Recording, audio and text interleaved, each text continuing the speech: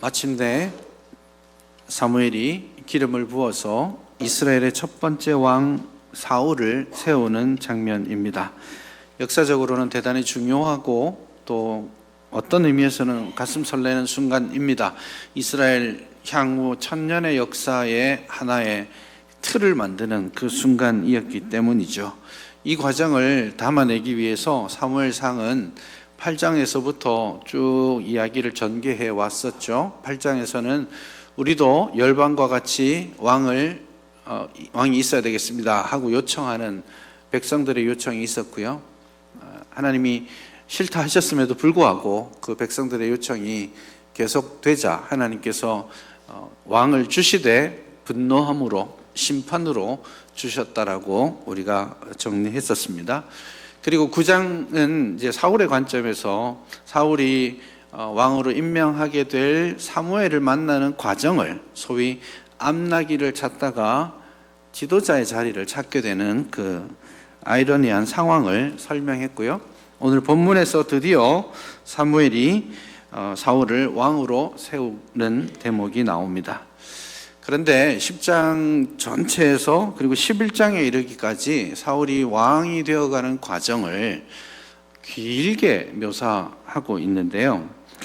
이 긴 과정이 굉장히 특이한 과정입니다. 다른 왕을 세우는 다른 이야기들하고는 매우 다른 맥락에서 이야기가 전개되고 있기 때문에 이 부분에 있어서 사울이 정말 하나님께서 정하고 세워주신 왕의 자질을 가지고 있고 왕이 될 사람인가에 대한 의문과 그런 부분에 대한 주저함, 이런 것들이 본문에 계속해서 나타나고 있다라고 느끼게 됩니다. 그러나 이 과정, 왕을 세워가는 과정을 통해서 그가 여전히 준비되어 있지 않고 사실은 왕의 제목이 아니다라는 사실을 우리에게 알려주는 그런 장치들을 본문에 굉장히 많이 가지고 있습니다. 다만 이렇게 얼핏 보면 그런 것들이 이제 명시적으로 이렇게 주어져 있지 않기 때문에 놓칠 수 있다라는 좀 아쉬움이 있기는 합니다.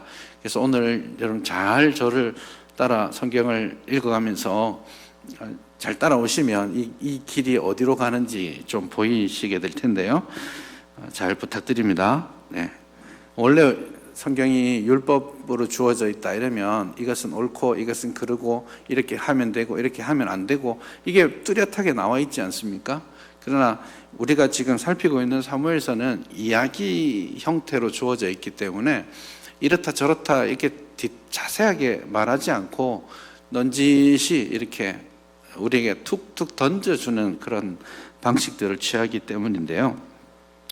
그래서 이제 1절부터 시작해서 왜 하나님께서 사울을 기름 부어 세우셨지만 그가 하나님께서 원하시는 왕의 제목이 아닌지 알게 될 겁니다. 그래서 이 사건의 끝에 사실은 12장에 왕으로 세운 것에 대한 백성들의 회개가 등장하게 되는 이유가 되겠죠. 1절을 먼저 보시면 이게 뉘앙스로 부정적인 느낌들을 주는 방식입니다. 사무엘이 기름병을 가져다가 사울의 머리에 기름을 붓습니다. 아무 이상한 것을 못 느꼈을 수 있겠는데 좀 특이한 겁니다. 기름병은 쓰지 않습니다. 이 당시 이스라엘은 기름을 부어 세울 때는 거의 98% 정도는 기름병이 아니라 뿔에다가 넣어서 기름을 붓게 되어 있습니다. 실제로 여러분 16장 13절 두 번째 기름 붓는 장면이 있는데요. 거기 가서 보시면 사무엘이 그 다윗에게 기름을 부을 때 사무엘이 기름 뿔 병을 가지고 기름을 붓는 장면이 나옵니다. 기름 병을 가지고 기름 붓는 거는 사실 요 대목 하나하고 열왕기하의 예후라는 왕을 기름 부을 때 그때는 준비되지 않고 긴급하게 하느라고 예외적으로 그렇게 시행됐는데 그렇게 주어집니다. 그때는 예외적이었지만 사실 사무엘이 왜 이랬을까에 대해서는 좀 의문이 있습니다. 왜냐하면 사무엘은 기름을 붓기 전에 이 사울을 만나는 것을 하나님께서 하루 전에 말씀해 주셨죠. 그렇기 때문에 잔치도 준비하고 넓적다리와 그 붙은 살도 준비하고 여러 가지를 미리 준비해 두었는데 가장 중요한 기름을 붓는 이것을 위해 뿔을 준비하지 않았다? 이것은 좀 어색하죠. 그러니까 이게 뭔가 시작부터 단추가 잘못 끼워지고 있나 하는 그런 느낌을 줍니다. 게다가 이 안수도요, 너무 은밀하게 주어집니다. 왕으로 세우는 거면 여러분 어떻게 세우는 게 좋겠습니까? 혼자 몰래 아무도 너가 왕으로 세운 걸 아무도 알아서는 안 돼 하고 골방에서 주는 게 좋겠습니까? 아니면 사람들 불러서 하는 게 좋겠습니까? 당연히 사람들이 있는 데서 하는 것이 적합할 수 있겠습니다. 다른 해석이 가능할 수도 있지만요. 실제로 그 전날 30명이나 되는 유력한 사람들을 불러서 잔치도 했고요. 그리고 그날도 심지어 사환을 미리 앞서 보내고 같이 있던 사환조차도 모르게 사울에게 기름을 붓는 그런 대목이 나오죠. 그렇게 은밀하게 주어지는 이 과정. 그렇기 때문에 나중에 10장 17절 이하에 가면 사울을 이제 왕으로 세운다는 사실을 백성들에게 알리기 위해 제비뽑기를 또 해야 되는 그런 과정들이 나오게 되죠. 그런 어색함이 여기에 들어 있습니다. 더 어색한 것은요, 기름을 부어서 기름을 붓고 나서 주로 기름을 붓고 나서 혹시 말을 하게 되면 왕으로 세우니까 너는 이러이러한 일을 해야 돼라는 사명을 줍니다. 다시 이제 열왕기하 9장에 예후 왕을 빗대어서 하자면 예후에게 기름을 붓고 나서 너가 해야 될 일은 바로 이거야 하고 이제 공격 명령을 내립니다. 그런 대목이 나오는데 오늘 본문에서는 길어도 너무 길게 이야기를 전개합니다. 10장 1절 중반부부터 이르되 여호와께서 내게 기름을 부으사 그의 기업의 지도자로 삼지 아니하셨느냐 하고 쭉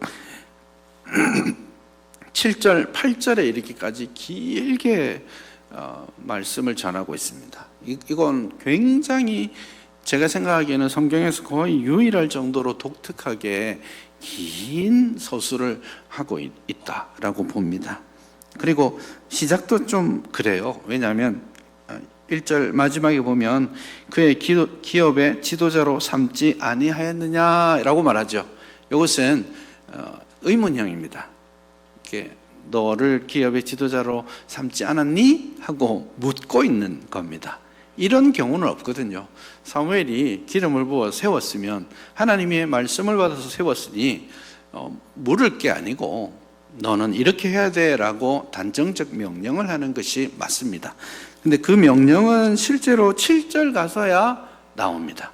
그러니 하나님께서 너를 세웠어 라고 그리고 너의 사명은 이거야 라고 말하기 전에 너무 길게 많은 이야기들을 합니다. 그 내용이 뭐냐면 징조입니다. 너를 하나님께서 기름 부어 세운 징조가 있는데 이러이러한 일들이 이루어지면 사실인 줄 알아라 이렇게 말하는 거예요. 그렇게 해서 3번의 징조가 본문에 나옵니다. 굉장히 좀 수수께끼 같고 각각의 징조를 해석하는 것이 쉽지는 않은데요.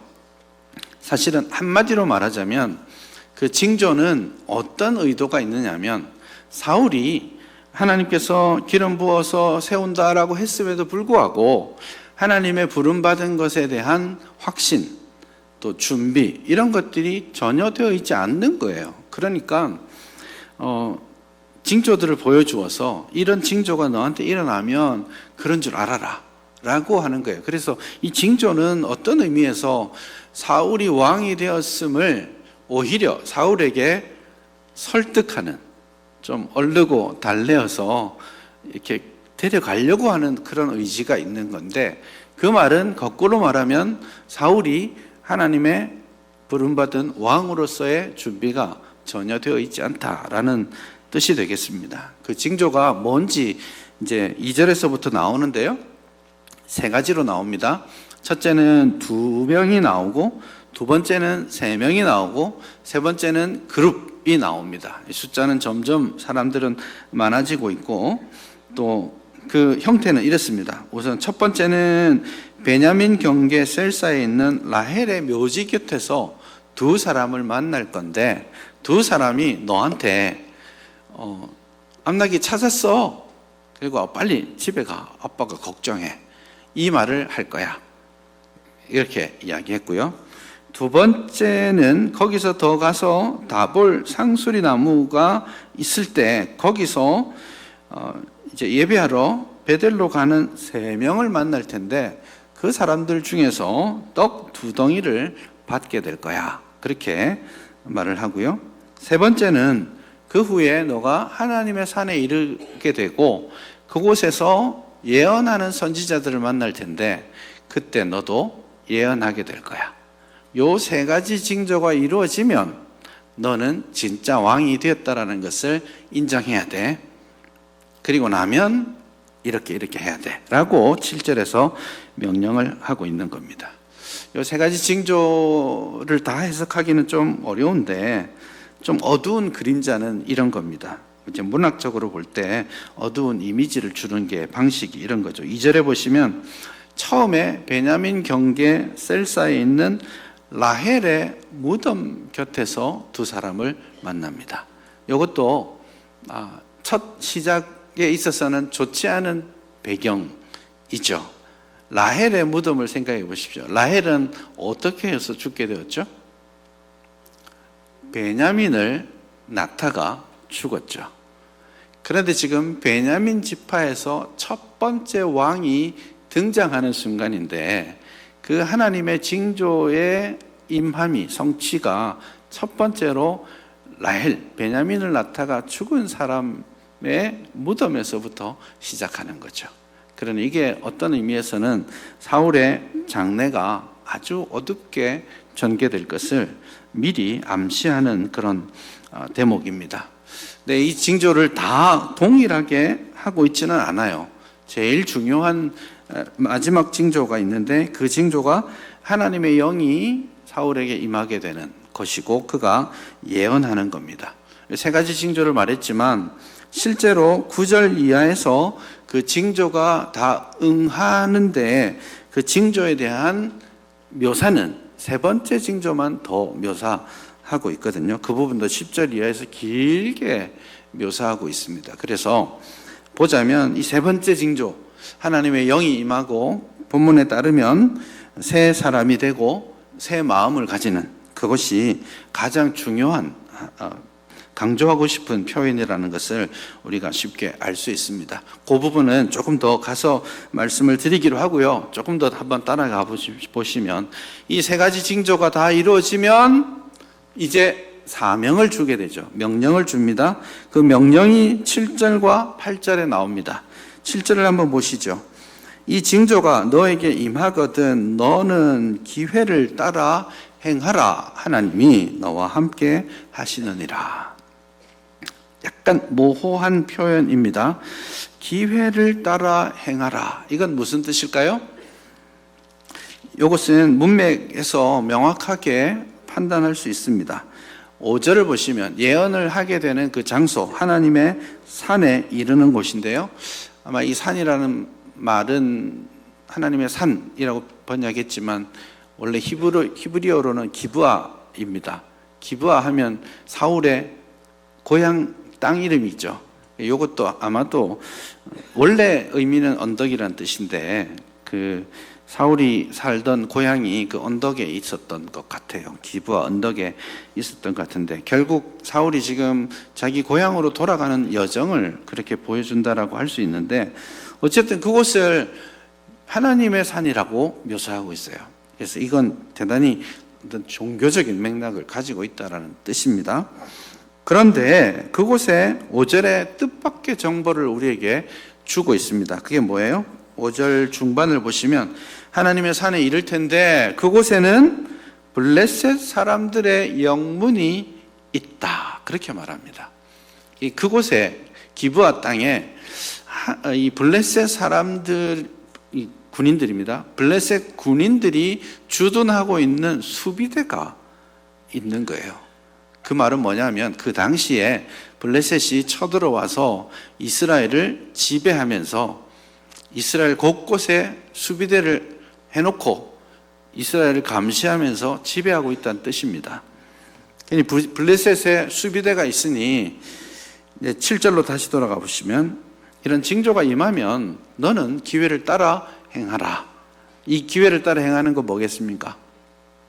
블레셋을 쳐라 이 뜻입니다. 왜냐하면 9장 16절에 가서 보시면 하나님께서 왕을 세우는 말씀을 하실 때 이스라엘의 지도자, 왕의 가장 중요한 사명을 이렇게 말합니다. 그가 내 백성을 블레셋 사람들의 손에서 구원하리라. 왕은 블레셋으로부터 이스라엘을 구원하는 것이 가장 중요하고 가장 긴급한 사명입니다. 그 사명을 7절에서 주는 거예요. 내가 확신 못하고 있지만 이러이러한 징조를 줄 테니까 이런 징조가 너한테 이루어지면 진짜인 줄 알고 너는 너의 사명을 감당해야 돼 라고 말하는데 그 사명이 기회를 따라서 블레셋을 공격하고 이스라엘을 블레셋으로부터 구원하는 왕의 직무를 해야 한다라는 것입니다. 물론 두 번째 명령도 있습니다. 7절에서는 기회를 따라 행하라. 하나님이 너와 함께 하신다라고 말씀하셨고 8절에서는 그 전에 먼저 길갈로 내려가서 번제와 화목제를 드릴 수 있도록 선지자가 와서 전쟁 시작을 선포할 수 있도록 7일 동안 기다려라. 이렇게 말씀합니다. 이제 이게 하나님의 성전을 선포하는 종교적인 의식에 해당된다고 할 수 있겠습니다. 그러니 지금 사울이 해야 될 일은 뭐겠습니까? 하나님의 영이 임하고 변화가 되면 먼저 주신 사명을 이루기 위해서 군사들을 모아서 길갈로 가서 하나님께 먼저 제사를 드리고 전쟁을 선포하고 그리고 블레셋의 수비대를 치러 가야 하는 것이 사울의 첫 번째 긴급한 하나님의 첫 번째 사명입니다. 그런데 그 사명을 사울이 제대로 감당하느냐? 그렇지 못합니다. 여기서 문제가 틀어지게 됩니다. 사울은 그 일을 감당해야 함에도 불구하고 그 일을 감당하지 않고 몇 년을 소비합니다. 10장 8절에 보면 7일을 기다려라 이런 말이 있었죠. 이 말씀을 기억하면서 13장 8절로 가보십시다. 13장 8절에 보면 드디어 블레셋과 이스라엘이 전쟁을 시작합니다. 전쟁을 시작할 때 사울은 사무엘이 정한 기한대로 7일을 길갈에서 기다립니다. 그런데 이 13장의 사건은 2년이 지난 다음에 하게 됩니다. 2년 동안 하나님께서 너에게 주신 첫 번째 사명 이거야 라고 했는데 그것을 이루는 일을 하지 않습니다. 게다가 13장의 이 블레셋과의 전투는 누가 시작하느냐? 사울이 아닙니다. 3절에 가서 보시면 요나단이 블레셋 사람의 수비대를 공격했다. 그렇게 표현하고 있죠. 이 블레셋과의 전투 13장, 14장에 이어지는 블레셋과의 전투의 핵심은 사울이 아니라 요나단입니다. 요나단이 믿음으로 하나님이 원치 아니하시는 블레셋을 향해 전쟁을 선포합니다. 그래서 요나단의 신앙 고백이 14장 6절에 나오죠. 이 승리는 여호와의 구원은 사람의 많고 적음에 달려있는 것이 아니다라고 선언하면서 전쟁을 승리로 이끌고 가죠. 실제로 13장, 14장에서 블레셋과의 전투에 있어서 사울의 역할은 좋지 않습니다. 부정적입니다. 왜냐하면 꿀도 못 찍어 먹게 하고 해서 전쟁하는 군사들이 아주 힘들게 만드는 역할을 하죠. 그 결과로 아들 요나단을 죽일 뻔하게 되는 사건에까지 이르게 되죠. 그렇게 보면 하나님께서 7일 동안 기다려라, 그리고 사명을 감당해라 라고 했는데 2년 동안 딴짓하고 있었던 거예요. 그렇게 보면 사실 보세요. 10장 8절부터 13장 7절까지 괄호를 딱 치고 보면 이야기가 부드럽게 전개가 됩니다. 기회를 따라 행하라. 13장 8절에 가서 7일 동안 기다리고 전쟁이 일어나죠. 그렇게 해야 되는데 사울이 그렇게 하고 있지 않은 거죠. 그러다 보니 10장 이후의 사건, 11장의 전쟁, 12장의 왕을 세운 것에 대한 회개, 기도, 이 모든 것들이 없어도 될 것이 사울이 사명을 감당하는 자리에 있지 않으므로 그 일들이 엉뚱하게 돌아가듯 일어나게 된 것입니다. 그런 사울의 준비되지 못함, 그리고 사울의 마음의 본질을 세 번째 징조에서 우리에게 명확하게 알려주고 있습니다. 그 부분을 좀 더 살펴보겠습니다. 세 번째 징조가 뭐냐면 예언하는 선지자 무리가 있을 테고 그들을 만나서 그들이 예언하고 있는 것을 봅니다. 여기서 말하는 예언은 그 선지자가 말씀을 받아서 선포하는 그런 예언이 아니고 5절에 보시면 비파, 수금, 소고, 저 이런 걸 연주하면서 예언하죠. 이 예언은 어떤 좀 황홀경에 빠져서 어떤 의식을 치르는, 노래하고 춤추는 그런 류의 예언에 해당됩니다. 그런 이제 사람들을 만났을 때 하나님의 영이 크게 사울에게 임하게 되고, 그리고 예언을 함께하고 그가 변하여 새 사람이 된다라는 표현이 6절에 나옵니다. 그런데 이 느낌은 되게 좋은 것 같죠. 하나님의 영이 임하고 예언을 하고 그가 새 사람이 된다는 말은 그가 이제는 준비되는 것 같은데 실상은 준비되지 않았다라는 것을 우리는 알 수 있고요. 그리고 이 예언을 다시 10절 이하에서 묘사를 하는데 이 대목이 대단히 부정적입니다. 10절 이하를 보시죠. 선지자의 무리가 사울을 만나고요, 하나님의 영이 사울에게 임합니다. 예언을 합니다. 그쯤 되면 자, 기름 부음도 받았죠, 하나님의 영도 임하였죠, 예언도 하죠. 그러면 주변에서 어떻게 해야 되겠습니까? 정말 당신이야말로 하나님이 불러주신 우리의 왕이십니다, 이렇게 나가주는 게 자연스러울 것 같은데 11절 이하에서 뜻밖에도 무려 4번에 걸쳐서 백성들의 부정적 반응을 소개합니다. 11절에 보시면 예언을 하는 것을 보고 이렇게 말합니다. 기스의 아들에게 무슨 일이 일어났느냐, 이렇게 질문합니다. 저 기스 내 집 아들 아니야? 쟤가 왜 저러고 있어? 이런 분위기이죠. 두 번째, 사울도 선지자들 중에 있느냐? 이것도 부정적입니다. 네가 뭔데 예언을 하고 있는 거야? 네가 선지자야? 이런 반응이죠. 뜻밖의 백성들이 보았던 대단히 당황스러운 황당한 모습을 본 백성들의 모습이 여기에 그려지죠. 그걸로 끝나지 않고요, 12절에 가서 또 어떤 사람이 말하기를 그들의 아버지가 누구냐? 사실 비슷한 말인데 반복하고 있죠. 그만큼 사울이 하나님의 영이 임하고 예언하는 그 과정을 백성들은 대단히 어색하고 부정적이게 보았다라는 거죠. 그러면서 12절 말미에 또다시 사울도 선지자들 중에 있느냐라는 속담이 생겼다라는 표현을 합니다. 여러분, 사울도 선지자 중에 있느냐라는 이 표현은 사무엘상 19장에 가면 다시 나옵니다. 그때도 사울에게 하나님의 영이 임하고 예언을 하는데 사람들이 예언하는 사울을 조롱할 때 이 말을 쓰거든요. 왜 조롱하게 됐냐면 그때 예언할 때 사울이 하나님의 영이 막 임하니까 갑자기 막 옷을 흘러덩 벗어 빨가벗고 막 춤추면서 예언하거든요. 굉장히 이상하죠. 하나님의 영이 사울에게 임했는데 그것이 우리가 기대하는 소위 성령의 임함, 올바른 방향으로서의 변화를 가져오지 못하고 있다는 것을 본문이 굉장히 강조하고 있습니다.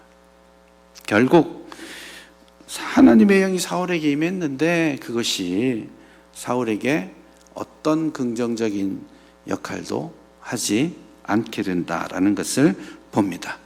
이걸 어떻게 본문에서 폭로하는지 다시 한번 6절을 가서 보시죠. 6절을 보시면 여호와의 영이 크게 임하리니 너도 그들과 함께 예언을 하고 변하여 새 사람이 되리라. 그렇게 표현했습니다. 변하여 새 사람이 된다라는 말은 되게 좋은 표현이죠. 변하여 새 사람 되리. 이러면 너무 진짜 옛 사람을 벗어버리고 주 안에서 완전히 새로운 삶을 살아가는 새 사람이라고 볼 수 있는데, 사실 이 본문에서 말하는 새 사람은 굉장히 다른 맥락으로 사용되는 표현입니다. 구약 성경에서 이 새 사람이라는 표현은 항상 새 사람이라고 번역하고 새 마음이라고 번역하지만 실제로 용어는 다릅니다. 성경적으로 좋은 의미의 하나님의 영이 임하고 내가 변하여 새 사람이 되는 것은 새 마음, 새 사람, 새 영 이렇게 계속해서 사용합니다. 좋은 맥락이죠. 시편 51편을 보시면 정직한 영, 선한 마음을 나에게 주시고 정직한 영을 새롭게 하여 주십시오. 이 새 마음, 새 영을 달라는 것은 긍정적인 맥락에서 성령이 나를 변화시키고 내가 성령의 사람, 하나님을 향하는 사람이 되게 해달라는 그런 말입니다. 에스겔 36장 26절에도 새 영, 새 마음을 하나님께서 부어 주셔서 딱딱하게 굳은 마음을 변화시킬 것을 말씀하십니다. 그런 식으로 성경은 반복적으로 새 사람, 새 영, 새 마음 이런 표현들을 하고 있는데 사실 오늘 본문은 그런 새 사람이 아닙니다. 여기서 말하는 새 사람은 다른 사람을 뜻합니다.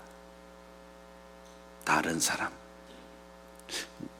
바꿔서 설명하자면 하나님의 영이 임하였는데 사울은 새 사람이 되지 않고 다른 사람이 된 거예요.